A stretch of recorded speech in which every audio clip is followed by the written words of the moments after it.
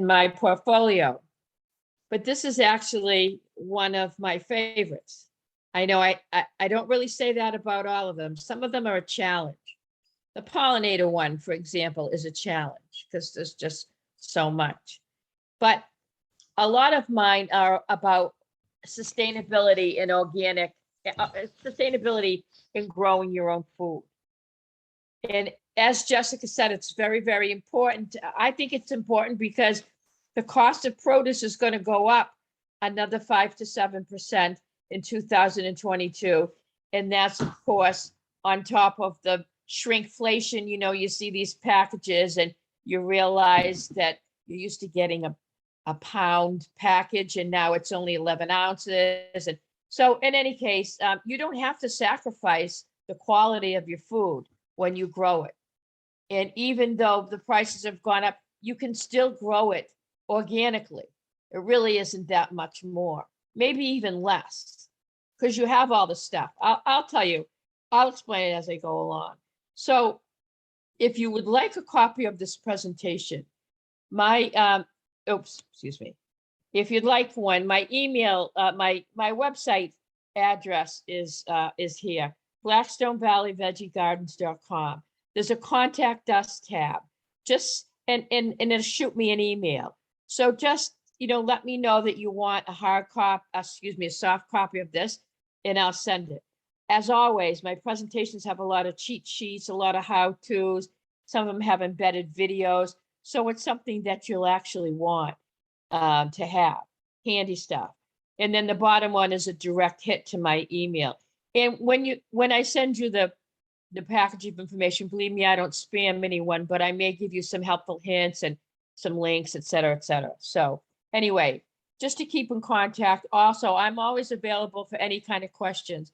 I answer a lot of questions, 20, 30 a week. And I have about, I'd say, on my Facebook group, Facebook page, this week I had 769 hits, users that went in and read something. So anyway, I have a decent following, and I'm always trying to, because I try to help. So, all right. So what is organic gardening? So it's gardening without synthetic fertilizers, herbicides, or pesticides. So, but organic gardening, it's really a lot more than that. It really is. Honestly, it's more like a lifestyle, a philosophy that supports the whole system, the whole world. It's a different mindset. It's respect for the life forms other than ourselves, and respect for the earth, and being a good steward of the earth. So in this presentation, what are we gonna go over? We're going to go over how to build a decent garden bed organically. We're going to go over some organic herbicides. What's an herbicide? An herbicide is something that kills plants, by the way. That's what it is. They call it an herbicide, but really it kills more than herbs. But typically an herb is a green. So anyway, an herbicide is something that kills plants. Organic fertilizers. What is a fertilizer? Fertilizer is something that feeds plants. Insecticides, I'm not going to burden you with trying to explain that. Obviously, it's something that kills insects. Organic fungicide, and then critter prevention. So that's what we'll go over. And you can do all of this organically. So, all right, let's talk about soil. Let's talk about dirt. Let's talk dirty here, okay? The best thing that you can do for your soil, if you're growing food, or I should say growing anything, is having good soil. It is foundational. The soil, in order to grow plants, has to be airy. It has to be airy enough so the roots can permeate it when they grow. You can't grow in mud. You can't grow in water. You can't grow in clay. you have to have decent, soft, loomy soil. And this also, the soil must be absorbent so that water won't run off.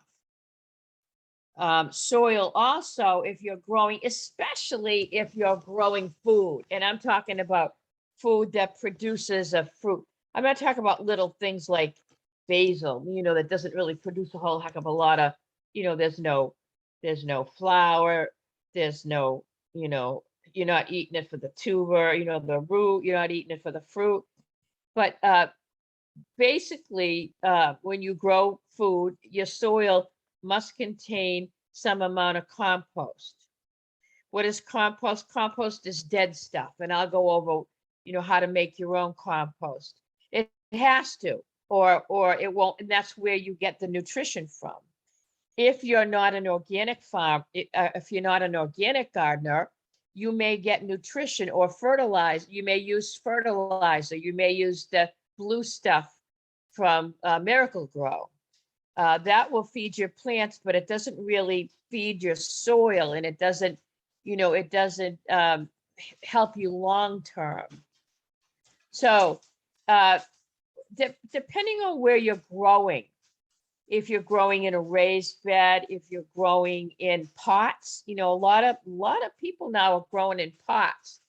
They have fabric pots, they have self-watering pots, resin pots, a whole bunch. Some people growing, they have, you see these grow bags, right? So the potting mix is all a little bit different. And you can buy the organic potting mixes, or you can make your own. Also, as far as soil goes, in the fall, when you have plants that have had some pest infestation, whether it's a cucumber beetle or whether it's a Colorado potato beetle, aphids, whatever, tomato hornworm, whatever it is, or if it has the powdery mildew or the downy mildew, that white or yellow powdery stuff that goes on your squash. Don't use those. Clean them up in the fall, but do not leave those in the soil. They will overwinter, and you will have the same problem the next year. So remember, in the fall, we actually have a presentation. Look for it. Go out on my website and find out when closing up the garden is. Very, very important that you have a good, clean garden when you close up, so none of those funguses and pests, the little eggs and the larvae, don't overwinter in your soil. Also, believe it or not, if you have a good garden, a good soil, you won't need as much, you won't need to feed it as much stuff, because it will get the nutrition from the soil itself, from the compost in the soil.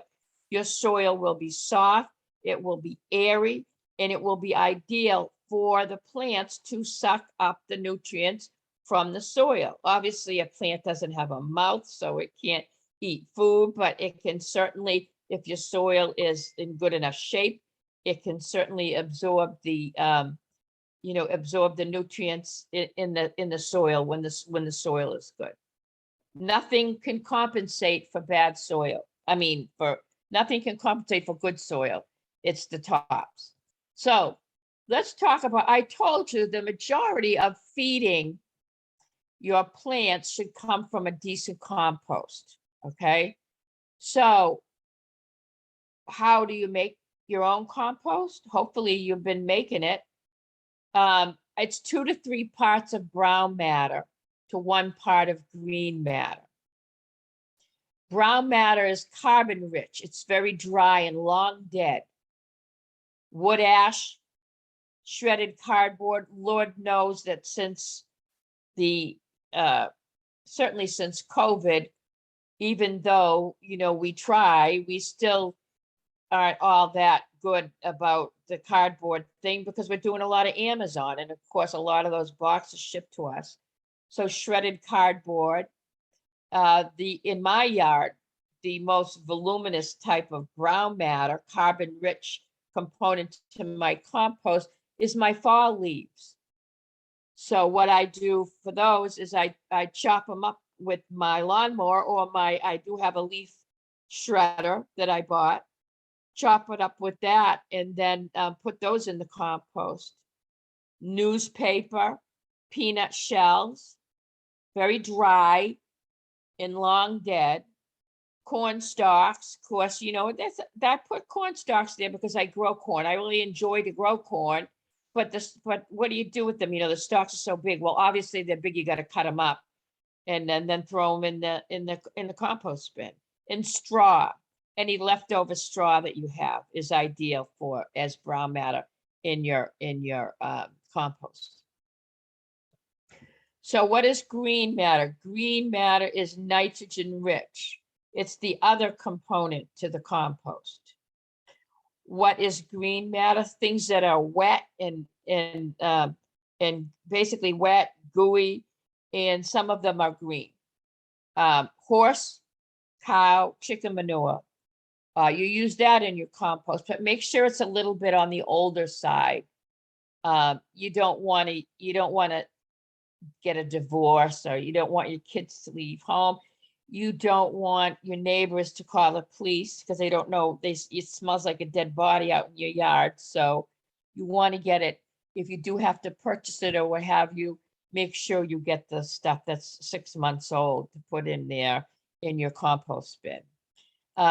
Coffee grounds, they're wonderful sources of concentrated nitrogen, so that's green matter.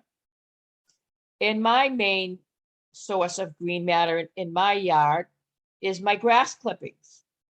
So I make sure that they don't have any seeds, because, you know, if you cut grass clippings and put them in your compost and they have seeds that aren't thoroughly decomposed, you're going to put that compost in your garden and you're going to get grass. That's exactly what you were trying not to get, right? That's why you had a whole raised bed set or a garden area set up so you wouldn't have to hassle with the grass. So make sure it's grass free. If not, make sure before you use your compost that it is black gold. I mean, really, really dark chocolate brown or almost black gold. And that would have killed all the grass seeds, because that can really be a problem. People start off with the best of intentions, but you know, you don't want to make things worse. So make sure your grass clippings are well decomposed, because a grass seed can actually live and be viable for 2 years out there if it's not composted. Hay, any hay scraps, veggie scraps, you know, any kind of extra, you know, salad or watermelon rind or anything like that. Hedge clippings and eggshells can all be composted. Eggshells, I don't really know if they're really a significant green matter, but they do add a lot of calcium, and calcium is good for plants that tend to need that. And the nightshade family, the eggplant, tomato, peppers do really well with some eggshells added. So that's how you make your compost. All right. So we're going to get a little technical here. Don't be afraid. You know, if you have any questions, then we'll take them at the end. You can certainly put them in the Q&A, and we'll certainly get to them. I don't want to confuse anyone. So let's talk about soil pH. Okay, so soil pH is the measurement of how alkaline or acidic your soil is. Acidic soil is below 7, and alkaline soil is above 7, and neutral is 7. So your garden likes it. Your veggie garden typically likes it between 6.3 and 6.8, so somewhere around 6.5, so slightly acidic, which is good because compost is, generally speaking, slightly acidic. So there are a few rules, there are a few plants that can kind of break that. And you should be aware that if you grow one of these plants along with your other plants, you may have issues because they may require soil of a different pH. So bear with me here. I don't want to lose you, okay?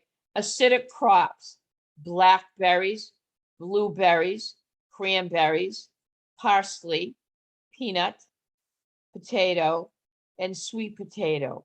But look at this, cranberries and blueberries, like it all the way down to 4.5. That's extremely acidic, okay? So if you grow your blueberries, which like it at 4.5 to 5, in the same bed that you're going to grow your arugula in that likes it 6.5 to 7.5, something's got to give. So be aware when you're growing organically.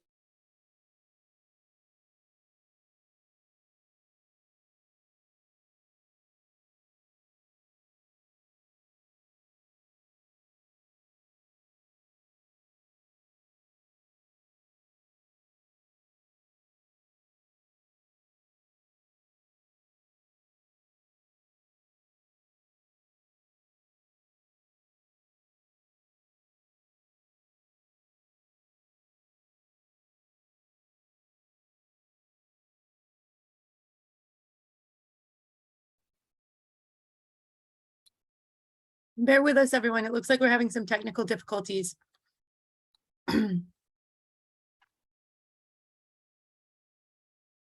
Hopefully she'll be right back.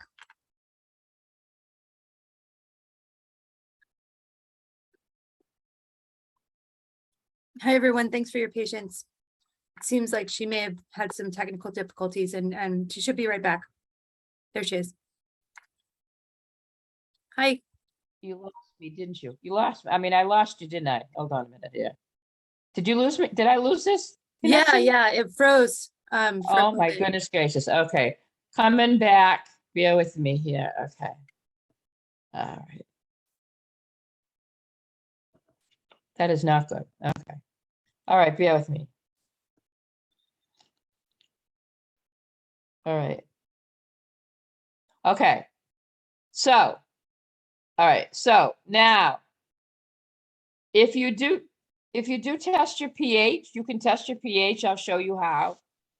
Typically, you don't test your pH unless you're having a problem growing. If all is well, don't even bother.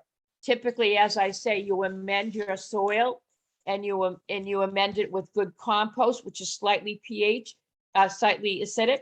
You'll probably be okay. But if you do find you need to raise your pH, you may put in some limestone, or you may put in some hardwood ash from your fire pit. If it needs to be lower or more acidic, you may put in some peat moss, or you may put in some compost. I know before I lost you folks, I was telling you how I acidify my blueberries and my blackberries. They like it really acidic. So what I do every year is I put down some peat moss, Canadian sphagnum peat moss, and then I put the compost. The Canadian sphagnum peat moss is very acidic, but it doesn't give but it acidifies your soil over time, nice and slowly, nothing too shocking. And then I also give it some compost. So again, read instructions before amending soil with limestone or hardwood ash. A lot of times, if your pH is way out of balance, it takes a while for these amendments to actually take effect. It could take, close to a season. So do a little bit of research, okay? And here are your test kits. Have fun with this. Even if you're not having a problem, it's a lot of fun to do the NPK, PA, it's like a little chemistry set. And then there's also a probe that you can stick in. I think these probes probably cost like 25 bucks. They did cost 25 bucks, now probably up to 35. But so let me go over what the nutrients are in the soil, okay? All right, so fertilizers. Fertilizers will describe the 3 macronutrients in your plant. Most fertilizers have 3 numbers, 1, 2, 3. they are known as, they say NPK. Okay, so the N is the nitrogen. Nitrogen makes your plants go up and green. Phosphorus is the macronutrient that makes your plants root, and all plants have to root. The most important, especially when you're starting a plant, the most important thing is the phosphorus. And then potassium, also known as potash, that is what makes your plants grow nice and flowering and fruiting. So the way we remember it is NPK is up, down, all around. All right, nitrogen is needed for plant growth. And as I say, this is what makes it grow nice and green. Composted manure, poultry manure, blood meal, fish emulsion, crab meal, feather meal, alfalfa meal, and soybean meal. Ironically, you'll see a lot of these as here. Phosphorus is bone meal, fish meal. Potassium, actually potassium is all vegan. But a lot of these products, especially the nitrogen and the phosphorus, are actually come from animal. So in theory, in the way of the world, the animals feed the plants feed the animals. So it's a wonderfully beautiful closed loop system. The only thing that is kind of an outlier in the process are humans. And there are, if you are a vegan and you don't want to use these products like fish emulsion, which I use all the time, that's about the only thing. It's a very mild fertilizer and it's taken up almost immediately by the plants. There are alternatives. You can use alfalfa meal, soybean meal, or what have you. So, okay. So let's talk about organic insecticide. So first of all, I want to tell you a little bit about insecticide. Insecticides kill insects, and pollinators are insects. So you have to be very careful about using a broad spectrum insecticide, even if you have an infestation. For example, every year I have those nasty Asian ladybugs, and they will defoliate my squash plants. Now, I use neem oil and probably some diatomaceous earth on them. If I use Seven, which will kill them, SEVEN, it's an inorganic material, I believe it may harm the pollinators. Now, squash and cucumbers, that's where these bugs go to. They actually have male flowers and female flowers. They need that pollination. So you have to be very selective and don't just, aim to kill. And another thing is your veggie plants, especially your veggie plants, and most plants, not all, but most plants the flowers open during the day. So you don't want to impact or to harm your pollinators. So spray them during the night, and try not to get them on the inside of the flower where the pollination is going to take place. It's very important. Even if they're plants that don't really need pollination, like your broccoli or your your chives or what have you, you still don't want to harm, the pollinators of our area, and being a good steward of the earth, right? So anyway, here's some recipes for you. You can take a clove of organic garlic, in 1 medium-sized onion, add it to a quart of water, add in cayenne pepper and a tablespoon of liquid soap into the mix. This organic spray will hold its potency for 1 week if stored in the refrigerator, and I want to tell you why it works. First of all, pests don't like the smell of alliums, which are the onions in the garlic. they don't like it. Not only that, but the smell of the onions and garlic are pungent. So that's all that the insect can smell. And it doesn't realize it has a delicious cucumber leaf right next to it that it wants to take a bite of because it can't smell it. So it kind of, it masks the smell of the good stuff. Cayenne pepper is very uncomfortable for them, just like me. I can't eat all those hot peppers. It hurts them when they walk on it, if they inhale it.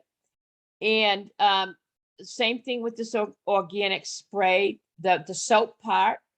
The soap, if they inhale the soap, they're going to choke and die. Or if they land on the soap, they may slide off. So all of these reasons are good, but by the same token, there's nothing in in this mix that's going to be taken up by the plant. You're actually harming you're actually repelling these insects physically and not chemically. You see what I'm saying? It's not being taken up by the root of the plant. So it washes off. It's got soap in it, for heaven's sake. It washes off. That means every time you get a good rain, you have to go out there with these organic insecticides and you have to spray them again. Not a big deal. There are some solutions out there, and I'll show you some sprayers. I'll show you the one I use. I actually have a backpack sprayer. I need it. I have fruit trees. Fruit trees have a lot of pests. I need to spray them. Their dwarf trees are up to 10 feet tall. So in any case, there's another, in this one, you can make obviously with the stuff you grow. You grow your onions, you grow your garlic, you grow your peppers. Now, there's another solution a lot of people use. It's a fungicide, it's an insecticide, it's a miticide. It's called neem oil. Typically, you buy it in the concentrate because it lasts a lot longer. You buy it in one of those things that's already ready made. You're going to be pumping, it's a pain in the neck to just keep pumping it. But if you do get the neem oil spray, mix it up, you can put in a little bit of soap to it. And again, the soap, I explained that the insect will choke on it and die, or else it will fall off. But the neem oil has some interesting attributes to it. It'll kill anything that munches on the leaf of the plant. Now, you know that the pollinators don't munch on the leaf of the plant. They're more interested in the pollen or the nectar from the plant. So in theory, neem oil is safe for the pollinators. So that's why a lot of reasons why people use it. I do have to give you a heads up though. Once you mix up a batch, it's only good for 2 or 3 days. So don't mix up any more than you need. I mean, it stays good in the container, if you buy the concentrate, but once you mix up your own batch, it doesn't stay good for very long. The neem oil, the chemicals in the neem oil get nullified after a bit. Another trick or a type of organic insecticide you might want to try is grind up some of those hot peppers, and you can use the powdered cayenne or what have you. And then you use it. There's a fine powder called diatomaceous earth, otherwise known as DE. They actually have DE that's used in swimming pools in the filter, but this is the kind that's food grade. And what happens is if the diatomaceous earth is put on the plant and a soft-bodied larvae or something crawls on it, it will actually start to dry it right up and kill it. So, and if anything tries to walk on it, it's a powder to us, but to the insects, it's like walking on shards of glass. So they try to avoid it at all costs. So you can use that, mix up the pepper, mix up the diatomaceous earth, couple of liters of water, let it shake overnight, shake it all around and give it a spray. Those are just some alternatives for you. Okay, so let's talk about the applications. Do you have a small garden? You can use an old Windex bottle if you, or you can get one of these sprayers from Walmart or Home Depot for $3 or what have you. Now, you can also use this type of thing where you pump it up. Sometimes they get, a lot of the stuff, if you're using soap, gets a little bit thick.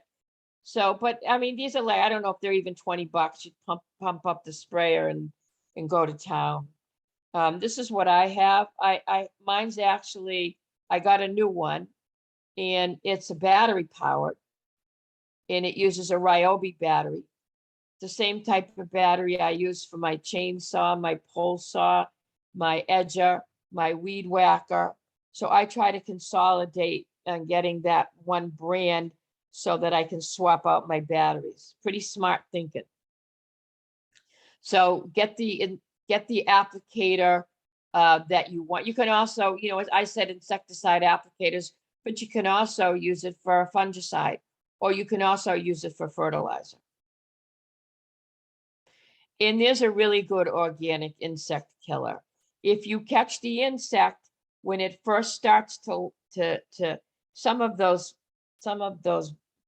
especially the beetles are very slow moving.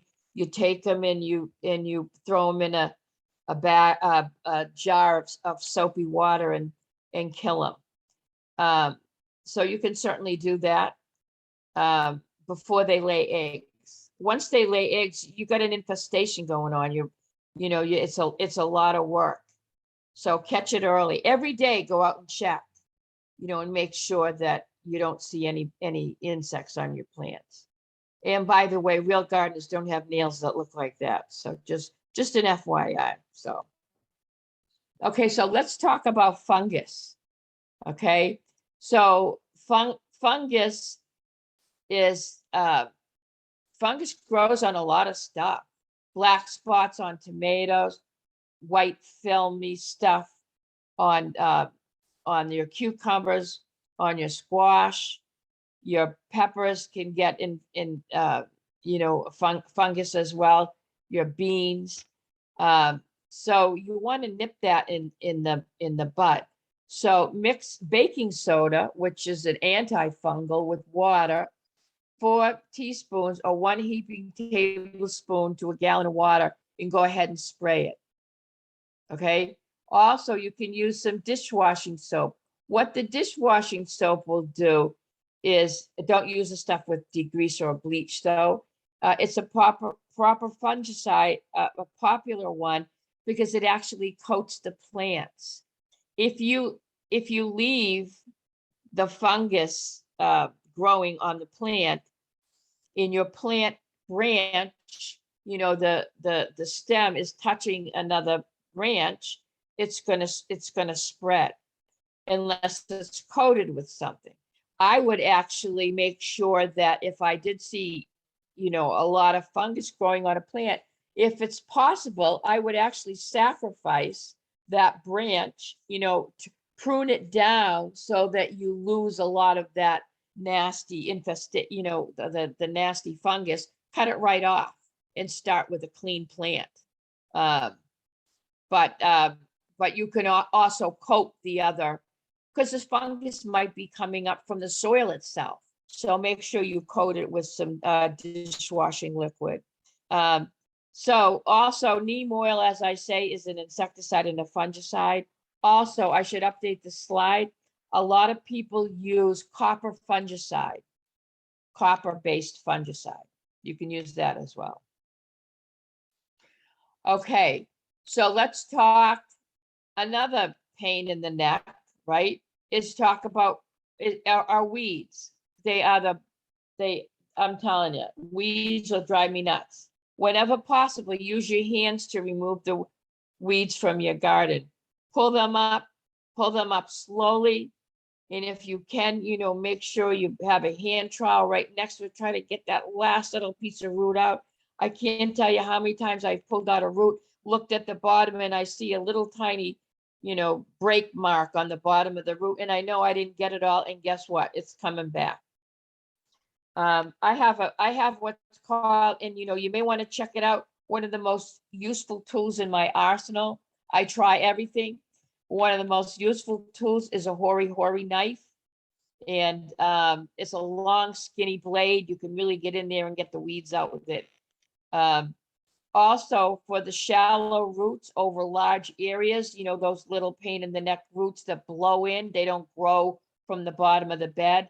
You can use what's called a scuffle hoe, or you can use a stirrup hoe. Here is a scuffle hoe. Okay, I know it looks weird. And here's a hori knife. Comes in, they're $25 or something. You can get them on Amazon. They come with their own little sheath, leather. I guess it's leather, maybe pleather. But they're not expensive. And then, of course, the regular old hand trowel.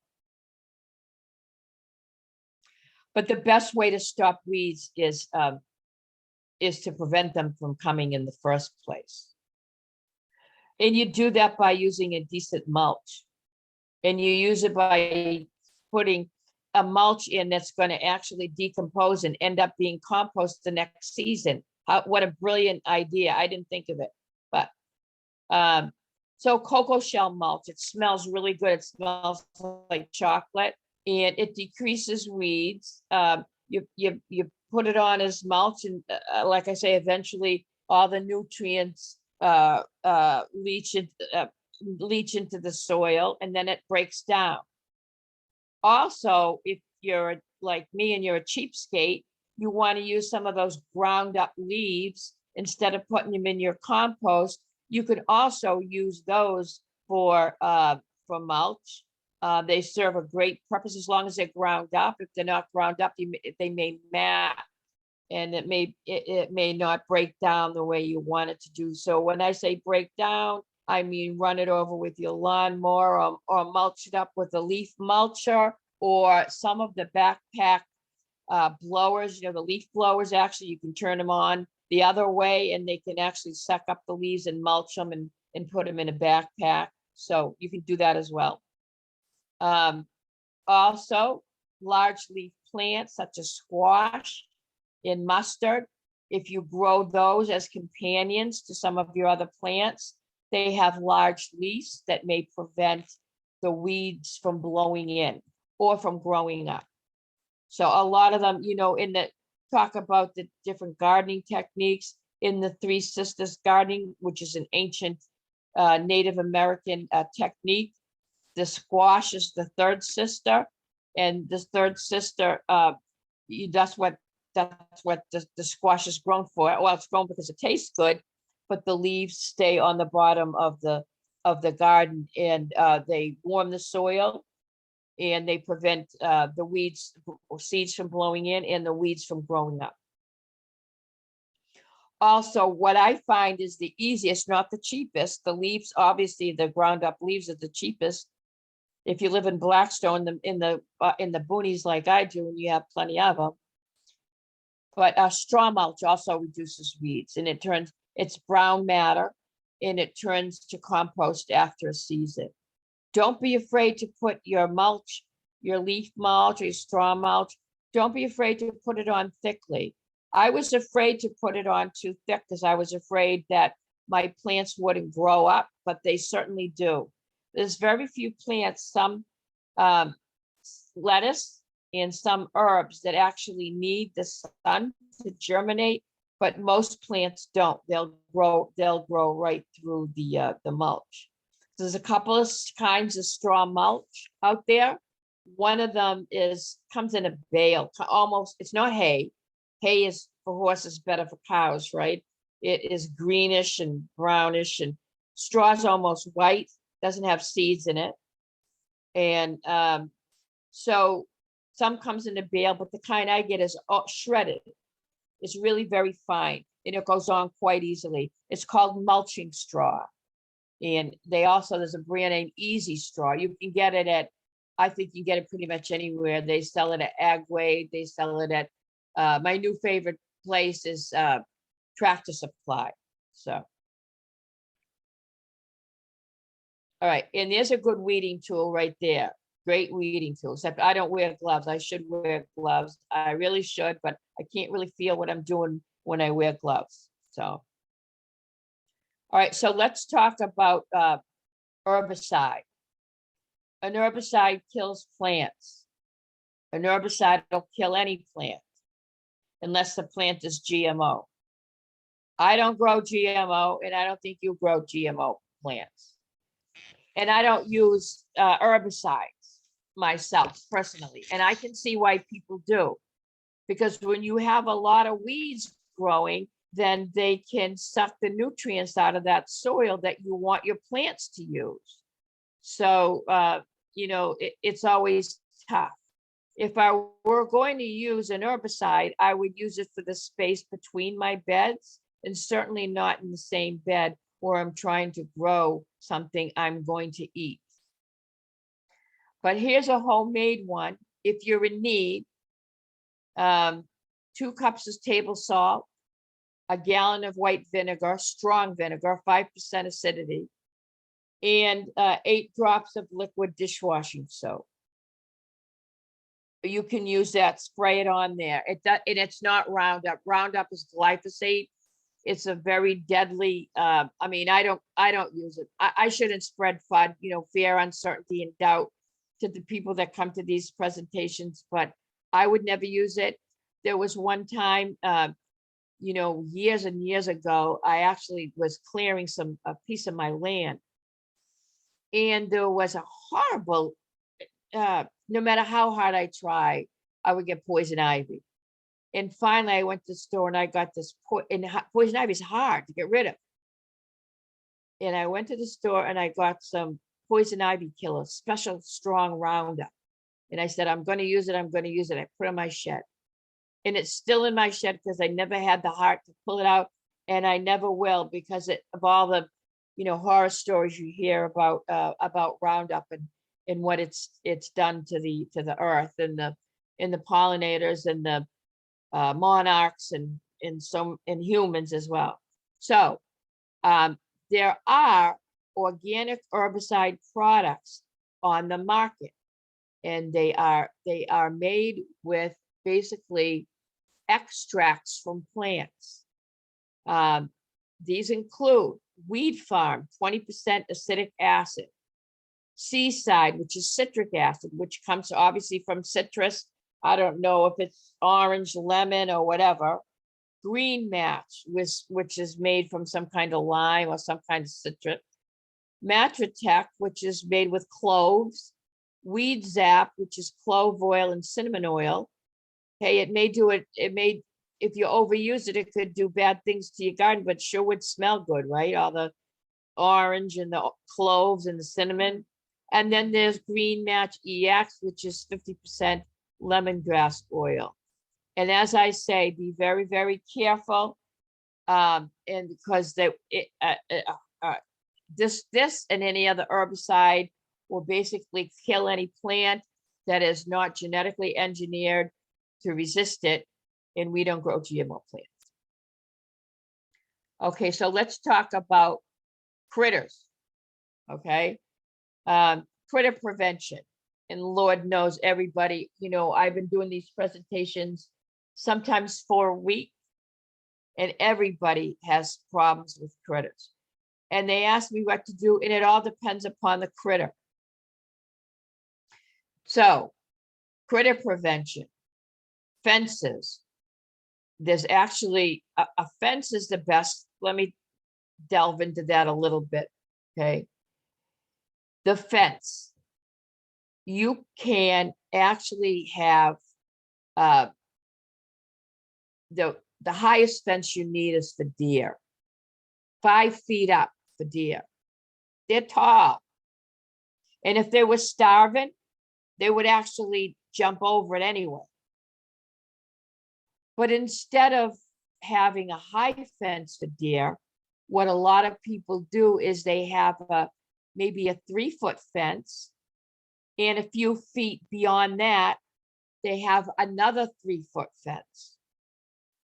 And that confuses the deer because deer have eyes on the side of their head and they have no depth perception.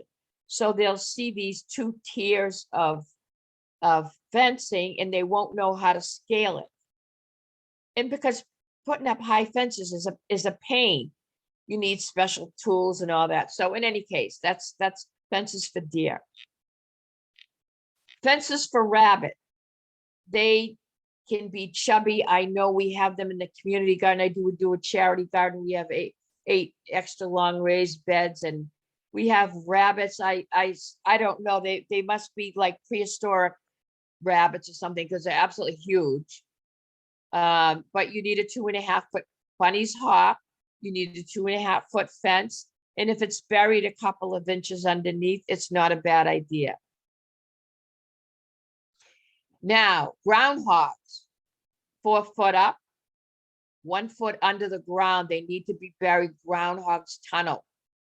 They don't tunnel deeply, but they do tunnel. So they need to be buried a foot underneath the ground. Groundhogs are probably the most relentless. They're the cutest little things. They'll pull up your carrot and eat it right in front of you. Cute little buggers, but by all means, they're a lot easier to get rid of when they don't live on the premises. Another thing that people are doing now, and I don't know how to harvest it. I don't know how they harvest it, but the fox urine and the coyote urine, there are special applicators for these products. And if you're a rabbit or you're a vole or you're a groundhog or a chipmunk, you're scared to death of you're the prey of these carnivores. You smell the urine, you're not going to go there. So it's worth checking out. They sell this stuff on Amazon or all over the place. They have the granulated kind and they have this other kind where you put up these little stations around your garden. You'll see if you go and check it out. Motion activated sprinklers, that'd scare the heck out of them, right? They go and take a snack and all of a sudden they get shot with a spritz of water. I don't like to kill anything. So just an FYI, I don't even like to thin my carrots. So wind chimes can scare them. It can scare the birds away. Whirligigs, scarecrows. And a lot of times, I told you how much of a pain those groundhogs are. Groundhogs, the voles, the moles, anything that goes under the ground. They have these little solar powered vibrating stakes and you stick them in the raised beds and they vibrate and they send, or the raised beds or the garden or whatever, and they send a vibration noise into the ground and they don't like it. It freaks them out. Now, I do have to say that it is a lot easier to deter a critter when he's just passing through. If he lives there and that's his backyard, he's going to be a little bit more vigilant and he's going to want food. Now, it also helps if, to know the habits of those critters. For example, the groundhogs give birth in April, and if they're living underneath your air conditioning unit, on the side of the yard, be aware that that they're going to be hungry, and because the mothers need the nutrition obviously to feed the babies. So be aware. Also be aware, of rats and rodents. And there are some, I forget whether I think it's a mole, but there are certain types of rodents that they don't have a particular season where they give birth, and they can have 100 young in a year. So be aware and watch your garden and be aware of what type of critters out there. You may have to call in, a professional, an exterminator. Also, I know some people tend to trap and release and relocate wildlife. It is illegal in Massachusetts to relocate wildlife. They're very accustomed to their area, their smells, their food sources, etc. They will just starve to death. However, it's not illegal to kill them with a pellet gun. I mean, if you're protecting your food, I'm not judging, folks. I'm not judging. Sometimes you have to take matters into your own hands. But there is a lot to critter prevention. If you have any particular critters, that you want any tips on, please put it in the Q&A, and I will certainly get to it. So, okay, so I wanted, I gave you some tips on, some products that you can make on your own, manual processes, etc. But the whole world is going organic. I shouldn't say that. The whole world isn't. But the gardening community and there's a huge organic community out there where there wasn't before. We are much more apt to pass on the Blue Miracle Grow and do our own composting now. And everybody realizes, the dangers of these chemicals in our environment. So there's a lot more products coming out to satisfy that need. These are all organic products, and let me explain, just a couple of them to you. Okay, the first one here, this is a fungicide.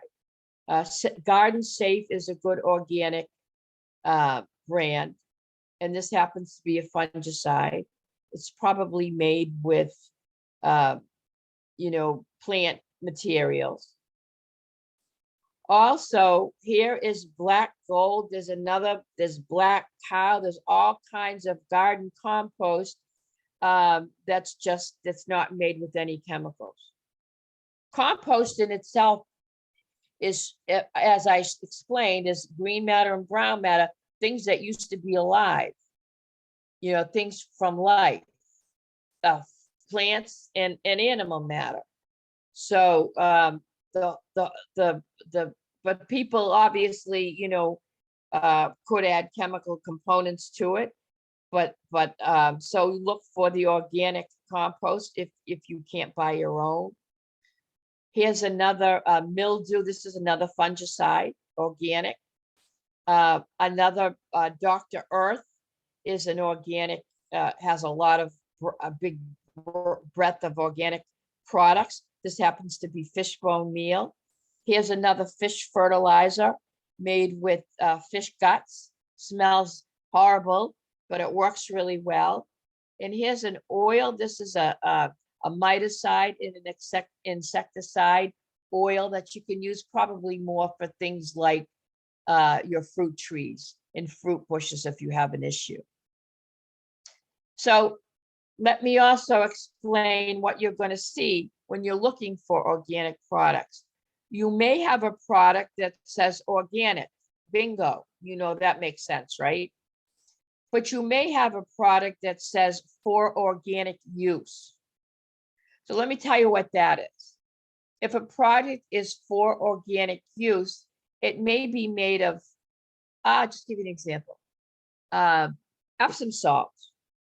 Epsom salts is a mineral, magnesium sulfate. It was never alive. It was never really organic, but it doesn't have chemicals in it, and it's for organic use. It's perfectly fine for organic use, but they don't label it organic because it's an inorganic material. It's a mineral, right? So if something's organic or if it's for organic use, it is all right to use. Also, there's another flag that you'll see on a lot of these products, and this is called, and you'll see it. And if you see OMRI, that means it is an organic, it is okay for organic use. It's been reviewed by the Organic Materials Review Institute, who have deemed it to be okay for organic use. So let me go over those three again. Organic, for organic use, or OMRI. All of those products are fine for you and I as organic gardeners. And one thing here, just a little tip, as I have been working my soil now. I have 10 raised beds, some of them 25 feet long. I just bought a new one, 13 feet long. It's a really nice one. It's a metal one. And like I said, I've been working my soil for a long time. When I run out of my compost, I actually buy, this time I got a blend of 75% cow manure compost, horse manure compost and a quarter loam, really nice loam, makes it nice and soft, and it's really great. So what I do is, the only thing I use on it is every few weeks I may use some fish fertilizer. And if you notice the 3 numbers on the fish fertilizer, they're pretty low, 5, 1, and 1. So the 5 is for the growth, the green, it's the nitrogen, the phosphorus and the potassium are fairly low. But the benefit of fish because I don't need it high, because my soil is so good. But the benefit of fish fertilizer is that it's a ready-made fertilizer, and it's absorbed quite quickly into my plants. So that's why I use it. Your mileage may vary. Try different things that aren't Blue Miracle Grow, that is. So, okay, we have questions. I see some questions in the Q&A. I'm going in. Okay. Does organic insecticide prevent infestation by cabbage moth caterpillars? Which one is more effective? Okay, Ram, I have a horrible problem with cabbage moth here. In the more heavily, I've been gardening. I have a half an acre, not a lot. And I heavily, garden. So even though I try to protect my soil, all those cabbage moth, all the larvae, they do overwinter. And, so anyway, I have a couple of tips for you. The first is, when you grow your cabbage, you should cover it.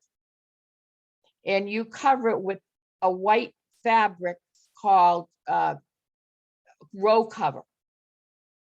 It is the only way, because what happens is, basically when the cabbage moth larvae hatches, it flies over your cabbage or your broccoli or your Brussels sprouts or your kale or anything that resembles the brassica plant. It lays its eggs on there, and then the cabbage, the plant keeps growing around it. You go to pick off that beautiful head of cauliflower, and it's all rotten underneath.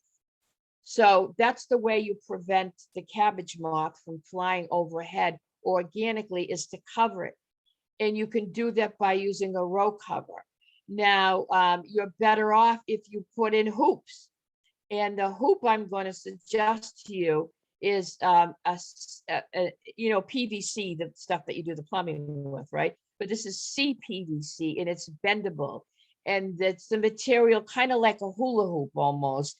And you bend it and you secure it right into the earth, and then you put the row cover over it, so you prevent it. You can also try, there's a solution called BT. I think it's Bacillium something or other, some very, very long name, but everybody calls it BT. It's actually an organic biologic, what do you call it? It's a biological material that attacks a lot of pests, and those pests being the cabbage moth is one of those. So it's called BT, but you have to be very vigilant. And the thing about cabbage moth, as I say, is once your cabbage or your brassica starts growing over top of those larvae, you might as well call it a day. So row covers or BT. What carnivore urine deters the chipmunk is, I would actually use either the fox or the fox urine or the coyote urine. And there's another thing that some people do is, if you have a friend who happens to, you know, have a dog groomer, you know, where they shave the dogs, dog groomer, I guess you call it. You can use the dog fur as well. And don't put it on your plants, obviously put it around the bed. So, but I would try either one of those commonly used carnivore urines, which are typically fox urine or the coyote urine. Does anybody have any other questions? Let me see here. Those seem to be the only questions. All right, I am, before we all leave, let me just make sure. Oh, we have one in the chat. Oh, yes, yes. Oh, will cat for work for chipmunk? I don't think so. You know why? Because I don't think a cat is a predator to anything as big as a chipmunk. Maybe it is, but it's best to go with what will eat that animal, what they're scared of, Joan. So I would say that you would go for the dog, but it's not that much of a big deal to go down and get the try the carnivore urine. I know I just saw it last year. I had to get some for the community garden up here, and I got an Ace Hardware, so they're all around. So okay, looking for any more questions, but I do want to show you. Let's see here. I'm going to show you in the beginning here. This is my contact, Blackstone Valley Veggie Gardens.com, if you would like the presentation. And that's my website. You can see I have a lot of stuff coming up, you know, certainly stuff for the fall, you know, what to do with your organic produce, healthy garden recipes. I have canning, freezing, and dehydrating, a whole bunch of stuff coming up. So please, you know, that's where my schedule is, my calendar and all that. And also, if you just want to send me an email, that's my bvveggieGardens@gmail.com is my email. So feel free to ask me any questions and send me an email there, and I'll certainly send you the presentation. I'll look one more time. Nope, I don't see any more questions. All right, anything else, Jessica? I guess not. All right, everybody. Happy gardening. Thank you very much. Stay organic. Take care now. Bye-bye.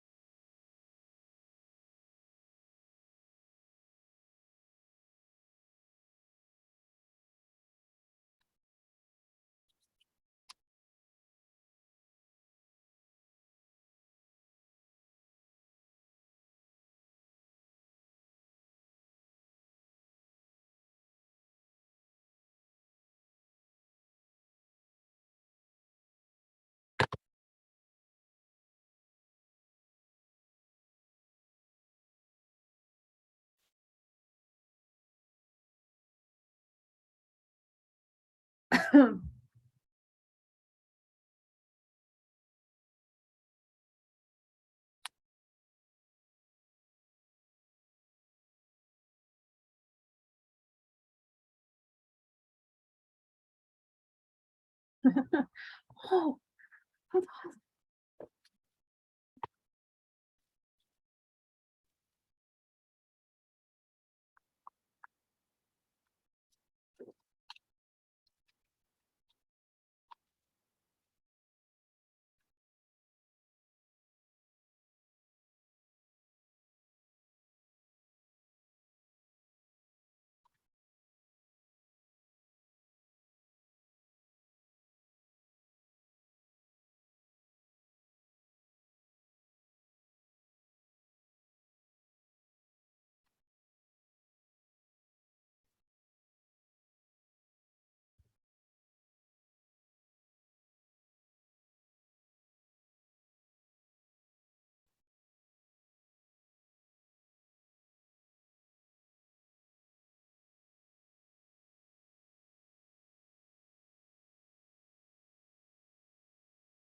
Hi.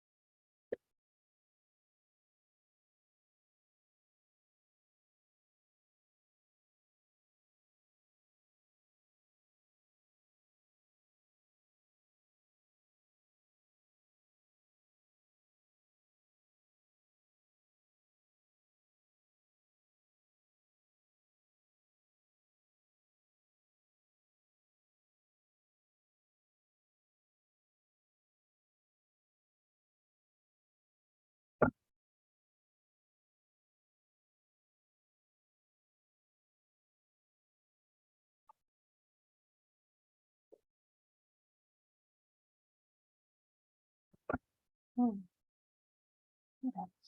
what was I just thinking?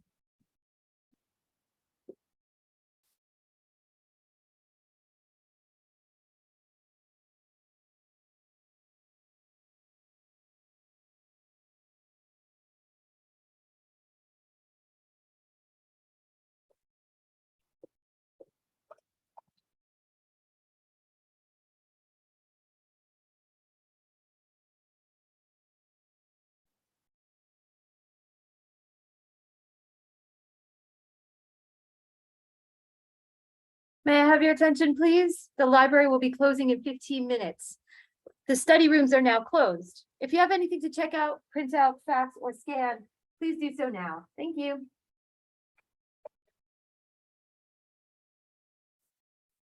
Oh.